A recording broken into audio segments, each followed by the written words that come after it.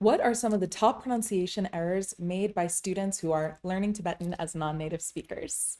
Hi, my name is Amalia. I have been learning Tibetan for 19 years. I speak multiple dialects, I work as an interpreter, and I teach Tibetan to students of Tibetan as a foreign language. If you like this video and think it's helpful, please do give it a thumbs up and consider subscribing, and I will try to continue making more fun, cool, and educational content. Okay, it's cool if you're a linguist, I guess, but whatever. Anyway, this also means, since I am a foreign learner of Tibetan myself, that these are errors that I have also had to struggle with and had to help my students struggle through. So I'm hoping that this video will help you, because these are some of the main issues that I find make the difference between a good Tibetan accent and a not so good Tibetan accent.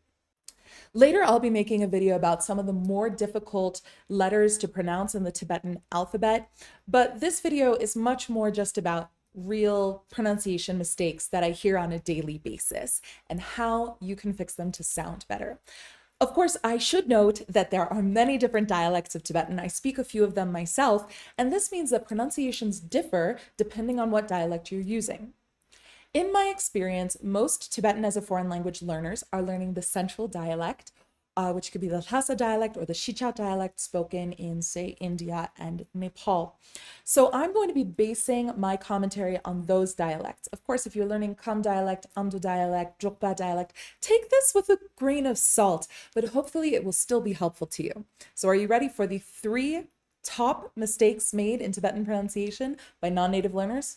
Let's go. Number 1, vowel clarity. A lot of languages, including languages like English and Russian, vowel sounds actually have multiple vowels within them. I'm going to use English as an example because I am, if you couldn't tell, a native English speaker. So let's take A and O, for example. When we say A and O, we're actually saying 2 vowels. Let's slow that down. A, E, A, O, O, O, O, A, O. We're not saying E and O. We're saying A and O. That's multiple vowel sounds. And this exists in many languages, but not all of them. And it's not a big thing in Tibetan. In Tibetan, the vowels tend to be very, very crisp. A, E, O, U, E, U. And I will talk about the U and the U in the video about difficult sounds to make, don't worry. So one mistake that I hear very commonly is people will say ray, ray, ray, instead of je for to be or there is. So they'll say like, oh, qu'on peut pas ray, instead of qu'on peut pas je. Or, oh, they'll say like low, low, instead of lo. So when they want to say like 1 year, instead of saying lo chik, they'll say lo chik, lo chik. So the best thing to do is really just practice that it's a, e, o, u, u. And again, just keep that really crisp, especially if you're going with central dialect. It's e, not I. So when we see chik1, it's not chick, it's chik. Again, there's different dialects, I understand, but we want to keep these vowels really, really crisp. And especially if you get this now in central dialect and later you're learning Amdo or Kham dialect, this is going to make your life so much easier. So keep those vowels crisp. We don't want A, O, we want E, O. If you can do that, honestly, that is one of the telltale indicators of a good accent in Tibetan, and it's an easy fix. Number 2, putting too much emphasis on the end consonant in a syllable. In English and in many other languages, when a consonant ends in a syllable, we give an extra breath at the end or even a little bit of an extra vowel. So we say cat, cat. It's almost cat-ta. Ham, ham, ham, back, back, back, okay? So I'm overemphasizing it here, but if you think about it, we say ham, cat, back. It's there. In Tibetan, it's not. Now, again, in some dialects, especially Amdo dialect, it is, but that is another issue for another time. I'll be happy to discuss that at another point in time. So for example, one thing I hear constantly is the phrase tashdele, which is used for hello. in many parts of like Tibetan language world.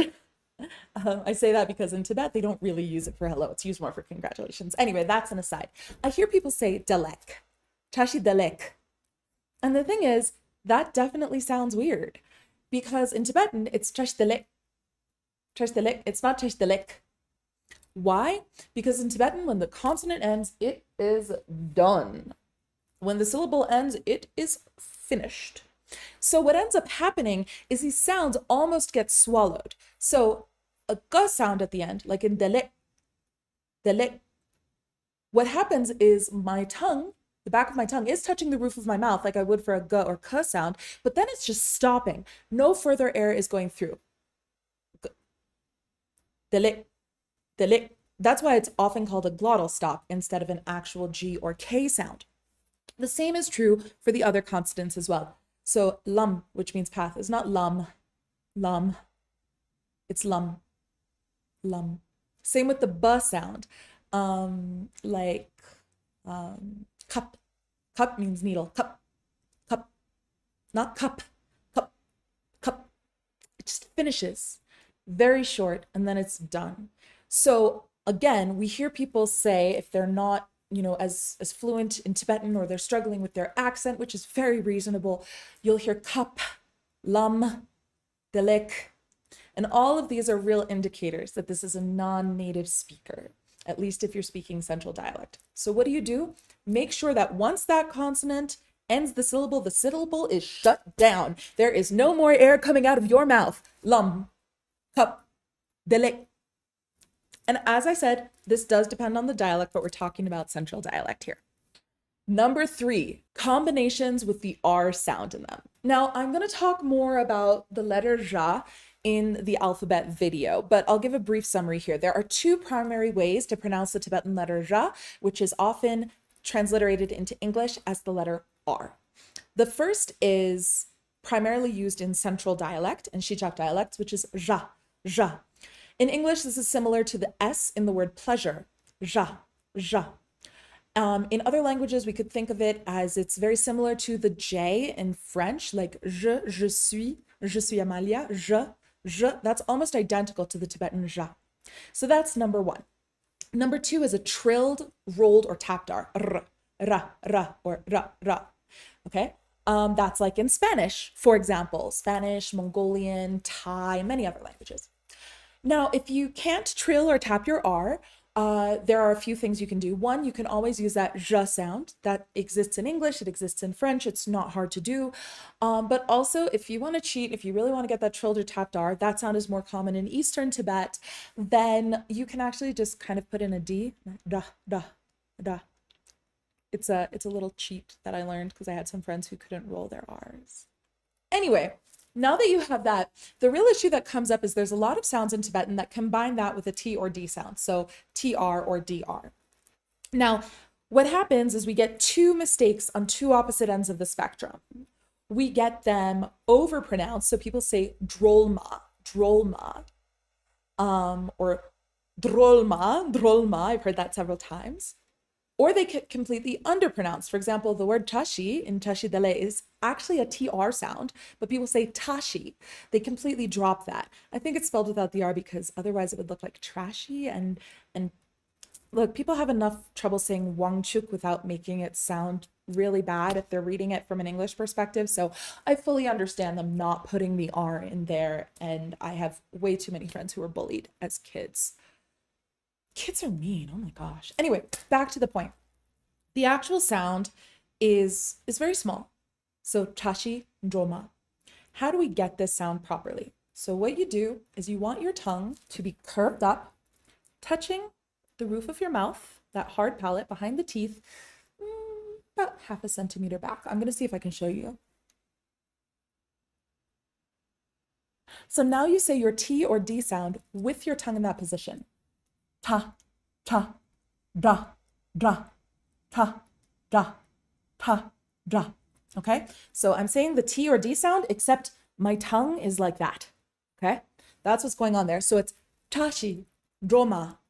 And the reason it's not drolma is that thing we talked about earlier with the syllable. We kind of almost lose that last letter, droma, droma, chashi, droma, okay? So those are the 3 top errors made by non-native Tibetan speakers when they're learning to speak Tibetan. Super quick review. 1, keep your vowels crisp. We don't want a, e, o, we want a, e, o, u, u. Super crisp, 1 vowel only. Number 2, when a consonant ends a syllable, that syllable is done. We do not add extra air, we do not add extra vowels. So lam, not lam, cup, not cup, lick, not lick. And number 3, when you are pronouncing your R sounds, it can be a zh, like in pleasure, or zh in French, or a trilde tapped R, r. And then when you are doing it with a T or D sound to make that dr or tr sound, you just curl your tongue up, touch it to the top of your tongue, just a little ways back from your teeth, tr, dr, just like that. With these 3 tips, you will immensely improve your spoken Tibetan accent, and hopefully you're going to build some confidence in speaking in public. It takes a while to really master a language and really master an accent, but I really hope that this gives you the confidence to go out, speak Tibetan, make some friends, try learning Tibetan songs, have some fun. Language learning should be fun and should be confidence building. If this video was helpful to you, please do give it a thumbs up. Please consider subscribing. If you have any particular questions about Tibetan or any of the other languages that I know, please pop those questions into the comments, and I'm so excited to make more videos for you soon. Thank you, tuchiche, and tashidele.